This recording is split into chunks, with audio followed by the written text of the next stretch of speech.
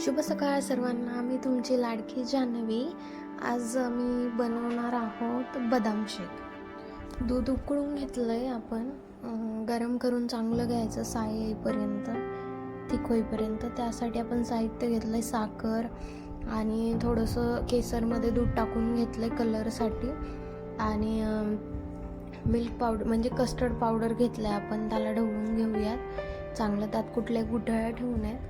आणि बदामसुद्धा घेतले आणि काही चॉप बदाम घेतलेत, पिस्ता घेतलेत, केसर घेतलं आहे, हे गार्निशिंगसाठी घेतले.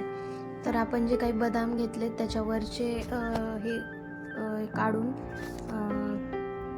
आपण त्यामध्ये सर्व साहित्य आपण रेडी करून घेतलं आहे आता. आणि आता आपण जे काही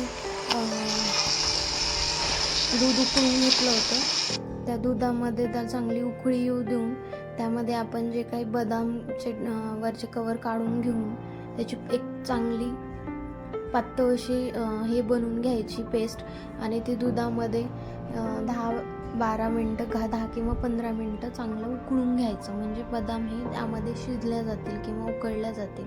नंतर आपण केसर जे दुधामध्ये आपण हे केलं होतं ते सुद्धा आपण दुधामध्ये टाकून घ्यायचं. त्याने चांगला कलर पण येतो. आणि थोडा वेळ हे दूध आपण उकळू द्यायचं चांगल्या प्रकारे. मग त्याने काय होईल की बदाम हे चांगलं उकळल्या जाईल किंवा मध्ये शिजल्या जाईल. आणि त्यानंतर आपण चवीनुसार, ज्यांना जसं गोड पाहिजे तसं त्यांनी साखर टाकून घ्यावं.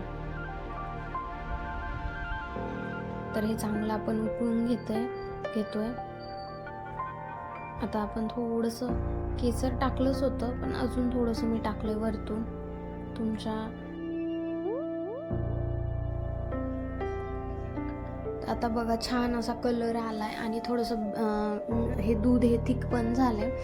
आता आपण थोडंसं होण्याच्या आधी त्याच्यामध्ये आपण कस्टर्ड पावडरची जे काही पेस्ट करून ठेवली होती दुधामध्ये, तर ती आपण हळूहळू याच्यामध्ये टाकून मंद आचेवरती गॅस ठेवून त्याला परतत राहायचं चांगल्या प्रकारे.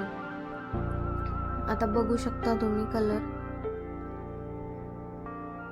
आणि त्यानंतर हे फ्रीजमध्ये थंड करायला 3-4 तास ठेवून मग नंतर हे तयार तुमचं मिल्कशेक. तुम्ही ग्लासमध्ये वगैरे घ्या आणि छान असं उन्हाळ्याचा आस्वाद घ्या.